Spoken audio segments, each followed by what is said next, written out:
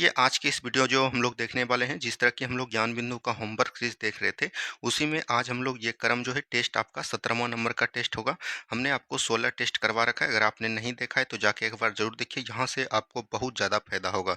अगर आपका कोई भी टेस्ट देते हैं जिसमें कि जीके जीएस पूछता होगा, उसमें अगर आपका नंबर इंक्रीज नहीं हो पा रहा तो ये टेस्ट आपके लिए रामबाण है। और इसका पीडीएफ आपको कहाँ पर मिलेगा, तो टेलीग्राम ज्वाइन कर लीजिएगा, वहीं पर इसका पीडीएफ भी भेज दिया जाता है। और ये डेली वीडियो सुबह के 8 AM में आता है। क्या आता है? सुबह 8 बजे ये वीडियो डेली मिलता है। तो चलिए बिना देरी का हम लोग शुरुआत करते हैं आज के सेशन को। तो आज का पहला क्वेश्चन दिया गया है, ध्यान से देखिए और बनाने का प्रयास कीजिए। पहला क्वेश्चन है, भारत का पहला अंतर्ग्रहीय मंगल और चंद्रमा एनलॉन्ग मिशन किस राज्य में शुरू किया गया है? तो याद रखनी है किस राज्य में शुरू किया गया है, तो लद्दाख में। कहाँ पर? लद्दाख में शुरू किया गया है। ठीक है। इसरो की स्थापना, और ये किसके द्वारा किया गया है? तो इसरो के द्वारा ही किया गया है। तो ये भी बातों को ध्यान देनी है। इसरो की स्थापना कब और किस पंचवर्षीय योजना के तहत की गई? तो इसरो की स्थापना आपको 15 अगस्त 1969 को की गई। और उस समय कौन सी पंचवर्षीय योजना चल रही थी? चौथी पंचवर्षीय योजना। इसरो के वर्तमान अध्यक्ष किसको बनाएंगे? इसरो का वर्तमान में अध्यक्ष कौन हो जाएगा? भी नारायण हो जाएंगे। कौन हो जाएंगे? डॉक्टर भी नारायण इनका पूरा नाम है। तो ये चीज को एकदम याद रखनी है। आगे की सवाल को हम लोग बढ़ेंगे और नेक्स्ट क्वेश्चन को ध्यान से देखिए क्या बोल रहा है। नेक्स्ट क्वेश्चन बोल रहा है, फ्लोरिस्टॉन मिशन के संबंध में गलत कथन को छांटिए। यह दुनिया का पहला निजी अंतरिक्ष मिशन था। बिल्कुल ठीक है। इसे 10 सितंबर 2024 को लॉन्च किया गया था। ये भी ठीक है। इस मिशन में 5 अंतरिक्ष यात्रियों ने पहली बार अंतरिक्ष में स्पेस वॉक किया। 5 नहीं, यहाँ पर 4 हो जाएगा। तो आपका जो है कथन 1 और 2 जो है सही है, बल्कि यहाँ पर गलत पूछ रहा था, तो गलत आपका 3 हो जाएगा। 3 आपका राइट आंसर हो जाएगा। ठीक है। चलिए आगे की सवाल को देखेंगे। नेक्स्ट क्वेश्चन देखिए क्या बोल रहा है। नेक्स्ट क्वेश्चन बोल रहा है, भारत का पहला मानव युक्त यान गगनयान मिशन को इसरो द्वारा कब लॉन्च किया गया? तो इसरो द्वारा इसको कब किया गया था? 2023 में लॉन्च किया गया था। लेकिन अभी बढ़ा के कितना कर दिया? 2026 कर दिया है। अभी तक भी ये नहीं हो पाया है। मिशन चंद्रयान 4 कब लॉन्च किया जाएगा? 2028 में किया जाएगा। कब किया जाएगा? 2028 में। अंतरिक्ष में भारतीय अंतरिक्ष स्टेशन की स्थापना का लक्ष्य कब तक रखा गया है? तो ये जो रखा गया है 2035 तक। कब रखा गया है? 2035 तक। और यहाँ से एक चीज ध्यान दीजिएगा, चंद्रमा पर जो है मानव कब तक भेजने का लक्ष्य रखा गया है? तो 2040 तक। कब तक? 2040 तक। ठीक है। चलिए आगे की सवाल देखेंगे। किस देश के वैज्ञानिकों ने धरती के एक और चांद की खोज की है जिसे मिनी मून कहा गया? ये किसने खोजा है? तो अमेरिका ने। किसने खोजा है? अमेरिका ने। और याद रखनी है, मिनी मून की खोज किस अंतरिक्ष संगठन द्वारा की गई? तो नासा। किसके द्वारा? नासा, क्योंकि अंतरिक्ष का स्पेस एजेंसी कौन है? तो नासा ही है। आगे की सवाल देखेंगे। 3D प्रिंटेड इंजन द्वारा संचालित दुनिया का पहला रॉकेट कौन सा हो जाएगा? तो दुनिया का पहला रॉकेट की बात करिएगा तो यह हो जाएगा कौन? अग्निवार। कौन हो जाएंगे? अग्निवार हो जाएगा। कौन हो जाएगा? अग्निवार हो जाएगा। ठीक है। ये चीज याद रखनी है। 3D प्रिंटिंग संचालित रॉकेट को कहां से और किस अंतरिक्ष एजेंसी द्वारा लॉन्च किया जाएगा? तो ये तो किया जाएगा श्रीहरिकोटा से। कहाँ से? श्रीहरिकोटा से। ये याद रखनी है। श्रीहरिकोटा कहाँ पर है? आंध्र प्रदेश में है। और ये किसके द्वारा? तो याद रखनी है, रूस की स्पेस एजेंसी, जिसको हम लोग क्या बोलते हैं? रॉसकॉस्मोस बोलते हैं। क्या बोलेंगे? रॉसकॉस्मोस। ठीक है। ये याद रखनी है। जिस तरह की भारत का एजेंसी क्या हो जाता है? याद रखनी है, स्पेस एजेंसी इसरो हो जाता है। अमेरिका का बात करेगा तो क्या हो जाएगा? नासा हो जाएगा। क्या हो जाएगा? नासा हो जाएगा। उसी तरह जो है रूस का क्या हो जाएगा? रॉसकॉस्मोस हो जाएगा। आगे की सवाल को हम लोग बढ़ेंगे। इसरो द्वारा मलबा मुक्त अंतरिक्ष मिशन का लक्ष्य कब तक रखा गया है? मलबा मुक्त का रखा गया है 2030 तक। कब रखा गया है लक्ष्य? 2030 तक। मिशन शुक्रयान कब तक भेजने का लक्ष्य रखा गया है? तो ये भी रखा गया है 2025 तक। कब रखा गया? मिशन शुक्रयान पूछेगा तो 2025 तक। ये एग्जाम में पूछा गया था। आगे की सवाल देखेंगे। चंद्रमा की सतह पर पानी के अणुओं की खोज करने वाला पहला भारतीय मिशन कौन था? तो चंद्रयान प्रथम था। कौन था? चंद्रयान प्रथम था। कौन था? चंद्रयान प्रथम हो जाएगा। ठीक है।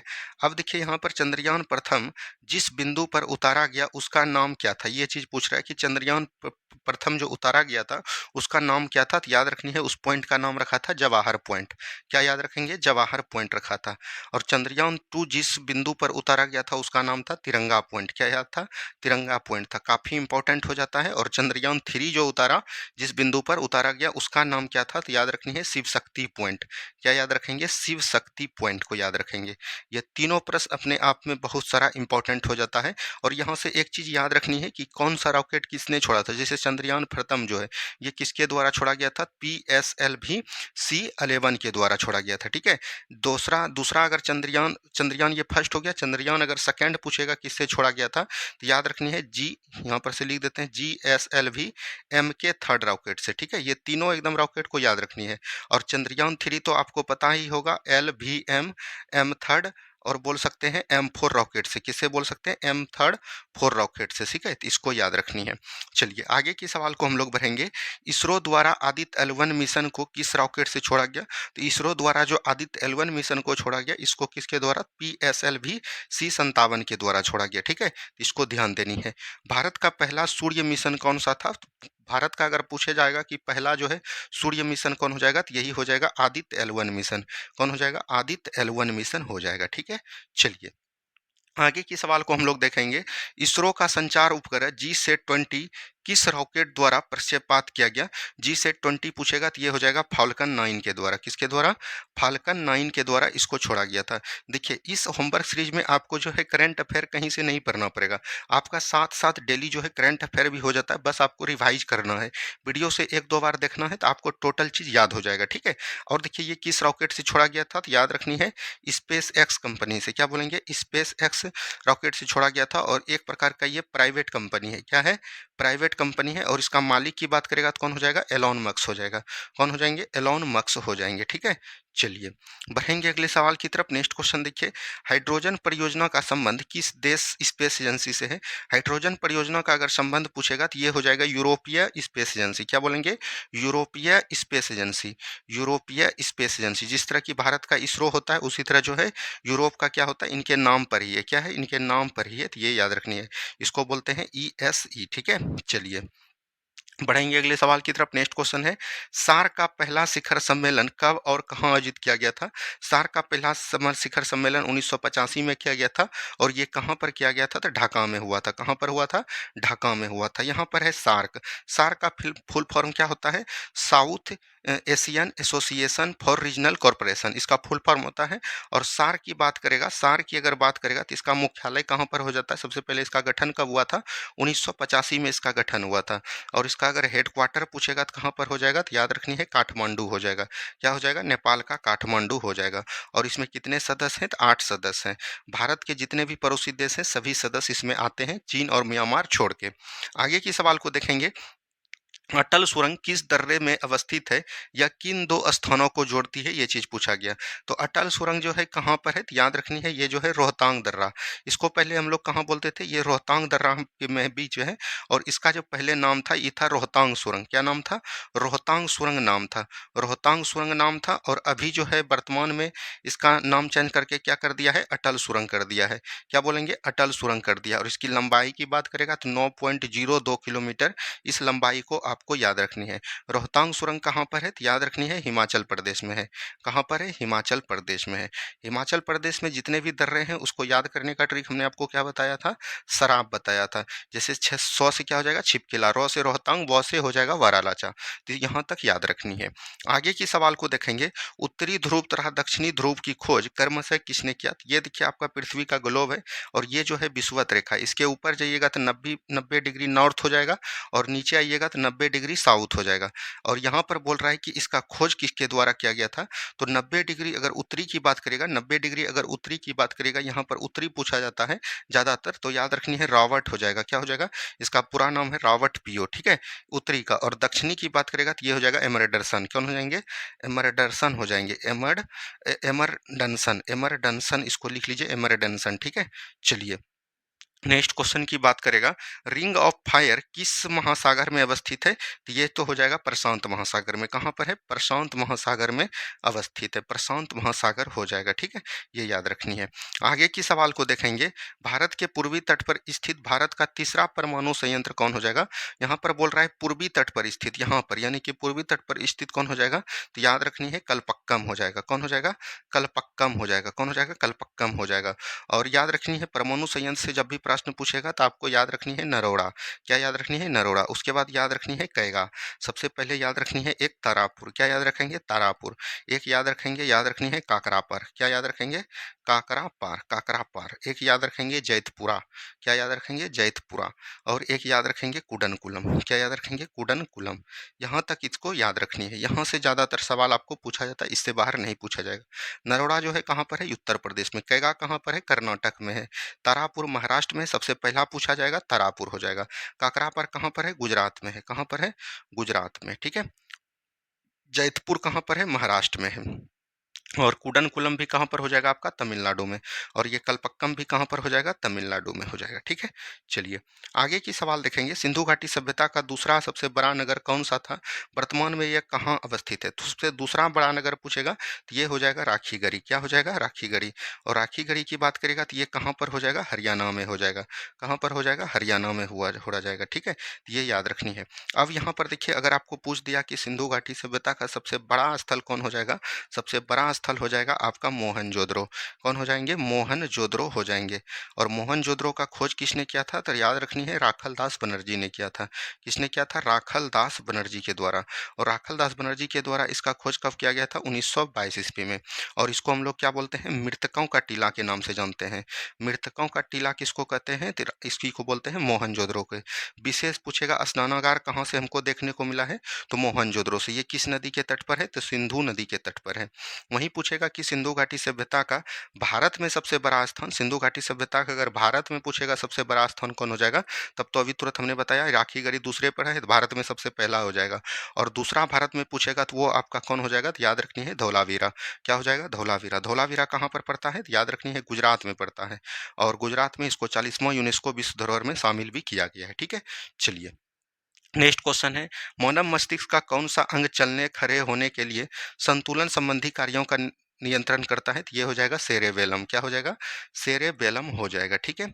चलिए आगे की सवाल को हम लोग देखेंगे। नेक्स्ट क्वेश्चन है, यमुना की सबसे बड़ी सहायक नदी कौन सी है और ये यमुना में कहाँ मिलती है? देखिए ये जो है आपका हो गया, मान के चलिए गंगा नदी। क्या हो गया? गंगा नदी हो गया। और गंगा नदी के याद रखनी है प्रयागराज के समीप क्या आकर मिलती है? तो यमुना मिलती है। कौन मिलती है? यमुना नदी मिलती है। और ये आपका हो गया गंगा नदी। और यमुना की सहायक नदी कौन कौन होता है? यहाँ से ये चीज़ ध्यान दीजिएगा। तो यमुना की सहायक नदी होता है चंबल। क्या होता है? चंबल होता है। याद रखनी है चंबल हो गया, कैन हो गया, और सिंध हो गया, और याद रखनी है बेतवा हो गया। क्या हो गया? बेतवा हो जाएगा। ठीक है। और ये सभी जो नदी है इसमें सबसे बड़ा सहायक नदी क्या हो जाएगा? यमुना का चंबल नदी। और कहाँ पर मिलती है? तो याद रखनी है इटावा में मिलती है। कहाँ पर? इटावा में मिलती है। तो इतना बात को ध्यान दीजिएगा। तो राइट आंसर हो जाएगा चंबल, और मिलती कहाँ पर है? इटावा में। यमुना की अगर लंबाई की बात करेगा 1326 किलोमीटर इसकी लंबाई है। ठीक है। चलिए आगे की सवाल देखेंगे। नेक्स्ट क्वेश्चन है, भारत की किस मिट्टी में जल धारण करने की बृहत्तम क्षमता होती है जिसमें इससे काफ़ी समय तक नमी रहती है? इसको हम लोग बोल सकते हैं चिकनी मिट्टी। किसको बोलेंगे? चिकनी मिट्टी। एनसीईआरटी को पढ़िएगा, चिकनी मिट्टी इसका आंसर है। और कहीं कहीं जो है इसको याद रखनी है काली मिट्टी के नाम से भी जानते हैं। क्या बोलेंगे? काली मिट्टी के नाम से। अगर आपको चिकनी मिट्टी ऑप्शन में ना रहे तो आपको काली मिट्टी, क्योंकि काली मिट्टी को हम लोग क्या बोलते हैं? स्वतः जुताई वाली मिट्टी। क्या बोलेंगे? स्वतः जुताई वाली मिट्टी भी काली मिट्टी को ही बोलते हैं। ठीक है। चलिए आगे की सवाल देखिएगा। नेक्स्ट क्वेश्चन है, निम्न में बागवानी फसल के अंतर्गत कौन कौन से फसल सम्मिलित हैं? चाय हो जाएगा, कॉफी हो जाएगा, रबर हो जाएगा। यानी कि ए एक हो जाएगा, और दो हो जाएगा, और चार हो जाएगा। तो यहाँ याद रखनी है दाल का बागवानी नहीं होता है। अब यहाँ पर पूछेगा चाय। चाय जो है सबसे अधिक कहाँ कहाँ इसमें थीन पाया जाता है? और ये याद रखनी है साल में 2 बार होता है। और ये कहाँ पर पाया जाता है? असम में पाया जाता है। कॉफ़ी जो है कहाँ पर पाया जाता है? कॉफ़ी साल में 1 बार होता है। और ये सबसे अधिक अगर पूछेगा तो कहाँ हो जाएगा? बाबा बुदन की पहाड़ी हो जाएगा। और बाबा बुदन की पहाड़ी कहाँ पर है? कर्नाटक में। कहाँ पर है? कर्नाटक। चाय कॉफ़ी जो है किससे हम लोग प्राप्त करते हैं? तो याद रखनी है बीज से प्राप्त करते हैं। याद रखनी है कॉफ़ी जो सबसे अधिक किस देश में होता है? तो ब्राज़ील में। ब्राज़ील में कॉफ़ी का जो बागान होता है उसको हम लोग किस नाम से जानते हैं? और एक है बंदरगाह। क्या है? बंदरगाह। ये दोनों याद रखनी है। कॉफ़ी का जो बागान है उसको हम लोग किस नाम से जानते हैं? फेजेंटा के नाम से जानते हैं। और बंदरगाह जो है उसको हम लोग किस नाम से जानते हैं? सेंटोस के नाम से जानते हैं। आगे की सवाल को हम लोग देखेंगे। भारत को कितने एग्रो क्लाइमेटिक जोन कृषि जलवायु क्षेत्र में बांटा गया है, ये क्वेश्चन आपसे पूछा गया तो याद रखनी है 15 में। और अगर बिहार की बात करेगा, बिहार को कितने कृषि जलवायु क्षेत्र में बांटा है, तो 4 में। ये दोनों बात को याद रखनी है। आगे की सवाल देखेंगे, देश का पहला कृषि विश्वविद्यालय कब और कहाँ स्थापित किया गया था। तो देश का पहला अगर कृषि विश्वविद्यालय की बात करेगा तो ये कहाँ पर हो जाएगा, तो याद रखनी है पंतनगर में हो जाएगा। कहाँ पर हो जाएगा, पंतनगर। पंतनगर कहाँ पर है, तो याद रखनी है उत्तराखंड में हो जाएगा। और इसकी स्थापना लगभग 1960 ईस्वी में की गई थी। ठीक है, चलिए नेक्स्ट क्वेश्चन है, फेफड़ा के स्थित दुपहिया झिल्ली को क्या कहते हैं। मान के चलिए फेफड़ा है और फेफड़ा के स्थित ऊपरी झिल्ली को क्या कहते हैं, फ्लूड़ा कहते हैं। क्या कहते हैं, फ्लूड़ा कहते हैं। वहीं आपको पूछा जाएगा कि किडनी के ऊपरी हिस्सा को क्या कहते हैं, तो याद रखनी है कैप्सूल कहते हैं। क्या कहते हैं, कैप्सूल कहते हैं। ये दोनों बात को याद रखनी है। आगे की सवाल देखेंगे, ये बोला गया है श्रुतृष्णा के लिए अमाशय में जो रस स्रावित होता है उसकी प्रवृत्ति कैसी होती है। तो उसकी अमाशय में याद रखनी है, अमाशय से जो भी जठर रस स्रावित होता है उसका प्रकृति की बात करेगा तो ये अम्लीय हो जाएगा। क्या हो जाएगा, अम्लीय हो जाएगा। तो अम्लीय बिल्कुल राइट आंसर हो जाएगा। ठीक है, चलिए नेक्स्ट क्वेश्चन है, भारतीय धन के बहिर्गमन की ओर लोगों का ध्यान आकर्षण करने की दशा में प्रयास किया था। तो ये याद रखनी है, कौन सी बोल सकते हैं, किसने किया था, तो दादा भाई नौरोजी ने किया था। किसने किया था, दादा भाई नौरोजी ने किया था। और दादा भाई नौरोजी को हम लोग किस नाम से जानते हैं, ग्रैंड मैन ऑफ इंडिया के नाम से जानते हैं। Grand old man of India के नाम से किसको जानते हैं, दादा भाई नौरोजी को जानते हैं। आगे की सवाल देखिएगा, धन निकासी का विरोध करने वाले समाचार पत्रों में सर्वाधिक योगदान किस पत्र का था। तो याद रखनी है, सर्वाधिक योगदान पूछेगा तो यह ये हो जाएगा the poverty British rule in India. क्या बोलेंगे, ब्रिटिश रूल इन इंडिया, ये हो जाएगा। और आपको ध्यान देनी है, कई पुस्तक में इसका आंसर जो है अमृत बाजार पत्रिका भी देखने को मिलता है। तो दोनों को याद रखनी है, जो भी ऑप्शन में लगे वहां से आप टिक कर लीजिएगा। आगे की सवाल देखेंगे, भारत का नवीनतम 58वां टाइगर रिजर्व कौन सा है और इसकी अवस्थिति कहाँ है। तो ये हो जाएगा माधवगढ़। क्या हो जाएगा, माधवगढ़ हो जाएगा। और माधवगढ़ कहाँ पर है, तो मध्य प्रदेश में है। कहाँ पर है, मध्य प्रदेश में है। आगे की सवाल को देखेंगे, भारत में हिमालय की सबसे ऊंची चोटी कौन सी है जिसकी अवस्थिति किस राज्य में है। तो भारत की सबसे ऊंची चोटी हिमालय की पूछेगा तो वो हो जाएगा कंचनजंगा। कौन हो जाएगा, कंचनजंगा हो जाएगा। और कंचनजंगा किस राज्य में है, सिक्किम में है। कि यहाँ पर हो जाएगा, सिक्किम में हो जाएगा। और इसकी अगर ऊंचाई की बात करेगा ये कितना हो जाएगा, तो 2695 किलोमीटर हो जाएगा। कितना हो जाएगा, सॉरी 8695 किलोमीटर लगभग है। ठीक है, और वहीं बात करेगा, याद रखिए भारत के सबसे ऊंची चोटी क्या हो जाएगा, सबसे ऊंची चोटी की बात करेगा भारत का तो वो हो जाएगा आपका कौन, केटू या गॉडविन ऑस्टिन। क्या बोलेंगे, केटू या गॉडविन ऑस्टिन। ठीक है, ये चीज ध्यान देनी है। तो यहाँ से आए दिनों प्रश्न जो है आपको देखने को मिलता है। ठीक है, चलिए आगे की सवाल देखिएगा, बनारस हिंदू विश्वविद्यालय का शिलान्यास किस वायसराय के द्वारा किया गया था। बनारस हिंदू विश्वविद्यालय का शिलान्यास कब हुआ था, 1916 में। और इसको किसके द्वारा किया गया था, तो मदन मोहन मालवीय के द्वारा। क्या बोलेंगे, मदन मोहन मालवीय के द्वारा। और पूछा जाएगा कि इस समय जो कौन थे, तो याद रखनी है लॉर्ड हार्डिंग द्वितीय थे। कौन थे, लॉर्ड हार्डिंग द्वितीय हो जाएगा बिल्कुल राइट आंसर। ठीक है, चलिए आगे की सवाल देखिएगा, देसी भाषा समाचार पत्र अधिनियम कब और किसके द्वारा लाया गया था। देसी भाषा का हम लोग पढ़ते हैं, इसको हम लोग बोलते हैं बर्नाकुलर प्रेस एक्ट। क्या बोलेंगे, बर्नाकुलर प्रेस एक्ट। और बर्नाकुलर प्रेस एक्ट जो है ये कब लाया गया था, 1878 में लाया गया था। और ये किसके द्वारा लाया गया था, लीटन के द्वारा। और इसको रद्द कब किया गया था, 1882-81 में किया गया था। और रद्द किसने किया था, तो रिपन ने। र से रद्द, रॉ से रिपन। ठीक है, लॉ से लाया था, लॉ से लीटन ने, ये याद रखनी है। आगे सवाल देखेंगे, विलयन में H+ आयन की सांद्रता बढ़ने पर विलयन के पीएच पर क्या प्रभाव पड़ता है, तो वो याद रखिएगा क्या हो जाएगा, अम्लीय हो जाएगा। क्या हो जाएगा, अम्लीय हो जाता है। जब भी याद रखनी है H+ की सांद्रता बढ़ाइएगा तो वो अम्लीय होता है। पीएच का खोज किसने किया था, तो इसका फुल फॉर्म भी पूछा है आपके दरोगा में, तो याद रखनी है पावर ऑफ हाइड्रोजन इसका फुल फॉर्म होता है। इसका खोज किसने किया था, सोरेनसन ने इसका खोज किया था। और इसका खोज जो किया था वो कब किया था, 1909 में किया था। चलिए आगे की सवाल देखेंगे हम लोग। नेक्स्ट क्वेश्चन है, आयकर फॉर्मूले के नाम से विख्यात अनुच्छेद संविधान के किस भाग से संबंध रखता है। आयकर मतलब हुआ भाषा, राजभाषा। राजभाषा का संबंध संविधान के किस भाग में वर्णन है, 17वीं भाग में वर्णन किया गया है। ठीक है, चलिए नेक्स्ट क्वेश्चन है, परवल अम्ल और परवल क्षार को मिलाने से प्राप्त विलयन क्या होता है। तो ये न्यूट्रल हो जाएगा, यानी उदासीन हो जाएगा। क्या हो जाएगा, उदासीन हो जाएगा। ठीक है, परवल अम्ल कौन होता है, HCl होता है, या तो NaCl भी बोल सकते हैं। और परवल अगर क्षार की बात करेगा तो सोडियम हाइड्रोक्साइड NaOH एच हो जाएगा। जब इस दोनों को मिलाइएगा तो ये उदासीन हो जाएगा। आगे की सवाल देखेंगे, भारत की राजभाषा हिंदी होगी और इसकी लिपि देवनागरी होगी, इसका उल्लेख संविधान के किस अनुच्छेद में कहा गया है? तो 343 आर्टिकल में कहा गया है। कहाँ पर? 343 आर्टिकल में।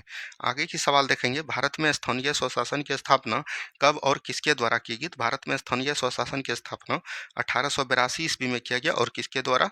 तो लॉर्ड रिपन के द्वारा। ठीक है, चलिए नेक्स्ट क्वेश्चन दिए, भारत की पूर्णकालिक पहली महिला वित्त मंत्री कौन बनी है? तो निर्मला सीतारमन। कौन हो जाएंगे? पूर्णकालिक पूछेगा तब तो हो जाएगा निर्मला सीतारमन हो जाएंगे। ठीक है, चलिए आगे की सवाल को देखेंगे। नेक्स्ट क्वेश्चन है, भारत का पहला पेपरलेस बजट कब और किसके द्वारा पेश किया गया? तो 2021 का बजट पेश किया गया और इसका भी राइट आंसर हो जाएगा निर्मला सीतारमन ही हो जाएगा। ठीक है, चलिए आगे की सवाल देखेंगे, भारत के ऐसे 4 वित्त मंत्री जो बाद में प्रधानमंत्री बने, तो ऐसे अगर 4 वित्त मंत्री पूछेंगे जो कि बाद में प्रधानमंत्री बने तो उसका नाम लिखिएगा चौधरी चरण सिंह। क्या याद नाम लिखिएगा? चौधरी चरण सिंह याद रखनी है। उसके बाद एक और नाम लिखिएगा आप लोग मोरारजी देसाई। क्या लिखेंगे? मोरारजी देसाई। उसके बाद और नाम लिखिएगा बीपी सिंह हो जाएंगे। कौन हो जाएंगे? बीपी सिंह हो जाएंगे। उसके बाद याद रखनी है एक हो जाएगा आपका मनमोहन सिंह को लिख लीजिए। क्या हो जाएगा? मनमोहन सिंह। तो ऐसे तो है इंदिरा गांधी भी है लेकिन बाद में प्रधानमंत्री बने, पहले वित्त मंत्री था, तो यही 4 व्यक्ति को ध्यान रखिएगा। आगे की सवाल देखेंगे, पिछले वर्ष का वित्तीय विवरण आर्थिक सर्वेक्षण बजट से कितने दिन पूर्व आता है? जिस दिन बजट आता है उससे याद रखनी है आर्थिक सर्वेक्षण 1 दिन पूर्व आता है। तो राइट आंसर क्या हो जाएगा? 1 दिन पूर्व। ठीक है, चलिए आगे की सवाल को देखेंगे। नेक्स्ट क्वेश्चन है, पहला सुनिर्धारित बजट किस प्रधानमंत्री के कार्यकाल में पेश किया गया है? तो राजीव गांधी। क्या बात करेंगे? राजीव गांधी के कार्यकाल में इसको पेश किया गया था। ठीक है, चलिए नेक्स्ट क्वेश्चन है, भारत में किस वर्ष खुली अर्थव्यवस्था को अपनाया गया और यहीं से भारत में व्यापार और नई दौर की शुरुआत हुई थी? तो ये 1991 में। क्या बोलेंगे? 1991 में। और इसमें में जो है एलपीजी मॉडल भी दिया गया। क्या बोलेंगे? एलपीजी मॉडल भी दिया गया था। ठीक है, चलिए नेक्स्ट क्वेश्चन देखिए, यूएनडीपी द्वारा मानव विकास सूचकांक को कब विकसित किया गया और मानव विकास सूचकांक में भारत का स्थान क्या है? अगर मानव विकास सूचकांक की बात करेगा तो इसके द्वारा जो है एचडीआई को विकसित किया गया। किसको किया गया? एचडीआई। और कब किया गया? 1990 में। और एचडीआई अभी भारत में बात करेगा तो 134वां रैंक पर है। अभी देख लीजिएगा, वर्तमान में इसका हो सकता है बढ़ा भी होगा। आगे की सवाल देखिएगा, नाबार्ड की स्थापना कब और किस अधिनियम के तहत हुई? तो नाबार्ड की स्थापना अधिनियम पूछेगा तो ये हो जाएगा लगभग जो है 1981 हो जाएगा। क्या हो जाएगा? 1981। और इसका स्थापना जो किया गया कब किया गया? 12 जुलाई 1982 को किया गया। और इसका अगर समिति पूछेगा तो कौन सा हो जाएगा? शिवरमन समिति। कौन हो जाएंगे? शिवरमन समिति हो जाएंगे। ठीक है, चलिए बढ़ेंगे अगले सवाल की तरफ। नेक्स्ट क्वेश्चन है, भारत सरकार द्वारा टैक्स से प्राप्त आय किस प्रकार का आय है? टैक्स द्वारा जब आया तो संपत्ति वृद्धि हुआ और याद रखिएगा ये हो जाएगा एक प्रकार का राजस्व कर हो जाएगा। क्या हो जाएगा? राजस्व कर हो जाएगा। ठीक है, चलिए नेक्स्ट क्वेश्चन है, प्रकाश संश्लेषण विधि में गैसों सीओटी तथा O2 का आदान प्रदान किस अंगों के द्वारा होता है? तो पत्ती या तो रंध्र बोल सकते हैं। क्या बोल सकते हैं? रंध्र के द्वारा। और देखिए प्रकाश संश्लेषण क्या होता है? मिट्टी से लेता है क्या? Carbon dioxide. और याद रखनी है जल का होता है। उसके बाद जो है जल जो है यहाँ से ऊपर से लेता है सूर्य का प्रकाश और नीचे से होता है क्लोरोफिल। ठीक है, क्लोरोफिल मिलता है और तब किसका निर्माण होता है? ग्लूकोज का निर्माण होता है, C6H12O6। और कुछ मात्रा में ऑक्सीजन भी मुक्त होते हैं और कुछ मात्रा में जल होते हैं। तो ये जो है याद रखनी है प्रकाश संश्लेषण का फार्मूला होता है। नेक्स्ट क्वेश्चन है, हरे पादपों में क्लोरोफिल के बनने के लिए कौन सा तत्व अनिवार्य है? ये हो जाएगा मैग्नीशियम। कौन हो जाएंगे? मैग्नीशियम हो जाएंगे। ठीक है, चलिए आगे का सवाल देखिए, प्रकाश संश्लेषण प्रक्रम द्वारा पौधे कार्बोहाइड्रेट का संश्लेषण करते हैं। यह कार्बोहाइड्रेट किससे मिलकर बना होता है? तो कार्बोहाइड्रेट की बात करिएगा, कार्बोहाइड्रेट की जब भी बात करिएगा तो कार्बोहाइड्रेट किससे मिलकर बने हैं? तो याद रखनी है कार्बन, हाइड्रोजन और ऑक्सीजन से मिलकर बने हैं। ठीक है, चलिए नेक्स्ट क्वेश्चन है, भोजन का पाचन मुख गुहा से ही शुरू होता है। बिल्कुल ठीक है। सर्वप्रथम भोजन के कार्बोहाइड्रेट अवयव का पाचन मुख गुहा में होता है। बिल्कुल ठीक है। यहाँ से 1 और 2 जो है दोनों आपका सही हो जाएगा। नेक्स्ट क्वेश्चन है, जीभ के अग्रभाग में कौन सा स्वाद ग्रहण करने वाला स्वाद कलिकाएं होती है? ये देखिए आपका जीभ है। ठीक है, तो आगे वाला भाग की बात करिएगा तो ये होता है मीठा। क्या होता है? मीठा। और दोनों बगल वाला बात करिएगा तो ये हो जाएगा आपका क्या हो जाएगा? खट्टा हो जाएगा। और खट्टा के साथ साथ याद रखनी है नमकीन भी हो जाएगा, एक और रहता है। और पीछे वाला भाग की बात करेगा, पीछे जो होता है वो आपका तीखा हो जाएगा यानी करवा इसको बोल सकते हैं। और बीच वाला जो है याद रखनी है ये होता है स्वादहीन। क्या होता है? स्वादहीन। अब जी से जो भी बात करेगा, यहाँ आगे वाला भाग पूछ रहे हैं तो मीठा राइट आंसर हो जाएगा। ठीक है, चलिए नेक्स्ट क्वेश्चन है, अमाशय के जठर ग्रंथि से स्रावित होने वाला जठर रस में पाए जाते हैं। तो अमाशय के जठर रस से स्रावित होने वाला इसमें क्या पाया जाएगा? पेप्सिन पाया जाता है, याद रखनी है। और आपको एचसीएल भी कुछ मात्रा में रहता है। एचसीएल से स्रावित जो करता है म्यूकस भी रहता है, याद रखनी है। और क्या रहता है? रेनिन रहता है। एंजाइम पूछेगा तो यही तो हो जाएगा। पेप्सिन जो है प्रोटीन का पाचन करता है, रेनिन जो है दूध का पाचन करता है। आगे की सवाल दिखेगा, अमाशय की दीवार तथा जठर ग्रंथि हाइड्रोक्लोरिक अम्ल से अप्रभावित रहते हैं, इसका कारण क्या है? याद रखिएगा, अमाशय से जो हाइड्रोक्लोरिक अम्ल निकलती है, हाइड्रोक्लोरिक अम्ल जो है एक बोल सकते हैं खतरनाक होता है। तो उसको जो अमाशय से जो बचाता है दीवार, उसको हम लोग क्या बोलते हैं? म्यूकस। अभी तुरंत हमने बताया म्यूकस हो जाएगा, ठीक है। चलिए, प्रोटीन का पाचन कहाँ से प्रारंभ होता है? ये अमाशय से प्रारंभ होता है। कहाँ से होता है? अमाशय के पेप्सिन एंजाइम से प्रारंभ होता है। नेक्स्ट क्वेश्चन देखिए, मनुष्य के पूरे जीवन काल में कितने दांत 2 बार विकसित होते हैं? तो 20 दांत 2 बार विकसित होते हैं। पहले 20 दांत आता है दूध वाला, वो टूट जाता है, फिर से 20 दांत आता है, और फिर जो है 12 दांत आता है। तो याद रखनी है, ये कितना दांत हो गया? टोटल 52 दांत मनुष्य के जीवन में होते हैं। आगे की सवाल देखिएगा, निम्न कथनों पर विचार कीजिए। तो चलिए हम लोग विचार करते हैं। मनुष्य में भोजन का पाचन मुख गुहा से शुरू होता है, बिल्कुल ठीक है। भोजन का पाचन क्रिया छोटी आंत में पूर्ण होता है, बिल्कुल ठीक है। यानी एक और दोनों सही है आपका, ठीक है। चलिए नेक्स्ट क्वेश्चन है, यकृत तथा अग्नाशय की नली आहार नाल के किस भाग में खुलती है? बात करिएगा यकृत तथा अग्नाशय की नली जो है आहार नाल के किस भाग में खुलती है। तो अगर आप भाग पूछेगा तब तो आप छोटी आंत लगा सकते हैं, और छोटी आंत का किस भाग में? तो याद रखनी है ड्यूडेनम में। किसमें? ड्यूडेनम में खुलती है, ठीक है। छोटी आंत का 3 भाग होता है, एक होता है ड्यूडेनम, एक होता है जेजुनम, जेजुनम, और एक होता है लास्ट वाला इलियम। तो ये दोनों जो आहार नाल और बोल सकते हैं अग्नाशय और जो यकृत खुलता है, वो डेडुनम वाला भाग में ही खुलता है, ठीक है। चलिए, मानव शरीर की सबसे बड़ी ग्रंथि कौन हो जाएगा? यकृत हो जाएगा, जिसको हम लोग लीवर बोलते हैं। वहीं अगर अंतःस्रावी ग्रंथि अगर आपसे पूछा जाएगा, तब आपका कौन हो जाएगा? थायराइड ग्रंथ हो जाएगा। क्या हो जाएगा? थायराइड हो जाएगा। और अगर पूछा जाएगा कि मानव शरीर का सबसे छोटा ग्रंथि कौन हो जाएगा? छोटा ग्रंथि अगर पूछेगा तब हो जाएगा पीयूष ग्रंथि, ठीक है। चलिए, नेक्स्ट क्वेश्चन देखिए, मानव शरीर में पाचन का अधिकांश भाग किस अंग में संपन्न होता है? तो ये जो है छोटी आंत में होते हैं। कहाँ पर होते हैं? छोटी आंत में होते हैं, ठीक है। चलिए, आगे की सवाल देखिएगा। नेक्स्ट क्वेश्चन है, निम्नलिखित कथनों पर विचार कीजिए। यह मानव शरीर की दूसरी सबसे बड़ा ग्रंथि है। दूसरी सबसे बड़ी ग्रंथि हो जाएगा तो अग्नाशय हो जाएगा।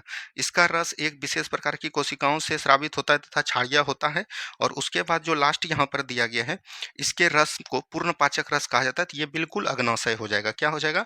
अग्नाशय। अग्नाशय एक प्रकार का मिश्रित गलंड है, इसीलिए इसमें शरीर का पूर्ण पाचक रस कहा जाता है। नेक्स्ट क्वेश्चन है, कौन हार्मोन पित्ताशय को पित्त निकलने हेतु उत्तेजित करता है? यानी कि कौन सा हार्मोन जो है वो पित्ताशय को पित्त निकलने हेतु जो है, ये याद रखनी है, क्या करते हैं? तो इसको उत्तेजित करते हैं। तो ये हो जाता है कोलेसिस्टोकाइनिन हार्मोन, ठीक है। याद रखनी है, कोलेस्टोकाइनिन हार्मोन हो जाएंगे, ठीक है। चलिए, आगे की सवाल देखिएगा, छोटी आंत में भोजन का पूर्ण पाचन के बाद क्या कहलाते हैं? तो इसको काइम कहते हैं। क्या कहते हैं? काइम कहते हैं, ठीक है। ये याद रखनी है। आगे की सवाल देखिएगा, रेडियो सक्रिय विखंडन में सबसे पहले कौन सी किरणें उत्सर्जित होती है?